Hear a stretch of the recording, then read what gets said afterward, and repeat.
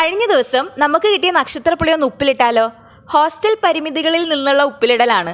അപ്പോൾ ഇതിൽ നമ്മൾ സാധാരണ ഉപ്പിലിടുമ്പോൾ ഉള്ള സാധനങ്ങളെല്ലാം ഒന്നും ചേർത്തിട്ടില്ല കേട്ടോ. നക്ഷത്രപ്പുളി കുറുകെ മുറിച്ച് വയ്ക്കുക. പിന്നെ നാട്ടിൽ നിന്ന് വന്നപ്പോൾ ഞാൻ എപ്പോഴോ കൊണ്ടുവന്ന അച്ചാറിൻ്റെ കുപ്പി കഴുകി വൃത്തിയാക്കി അതിലേക്ക് ഈ നക്ഷത്രപ്പുളി ഇട്ട് കൊടുക്കുക. പിന്നെ അതിലേക്ക് കുറച്ച് ഇളം ചൂടുള്ള വെള്ളം ഒഴിക്കുക. പിന്നെ അതിലേക്ക് കുറച്ച് ഉപ്പും കൂടെ ഇടുക.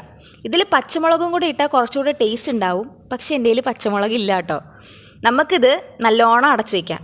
പിറ്റേ ദിവസം കോളേജ് വിട്ട് വന്നപ്പോൾ എൻ്റെ മനസ്സ് ആദ്യം ചിന്തിച്ചത് ഈ നക്ഷത്രപ്പുളിനെ പറ്റിയിട്ടാണ്.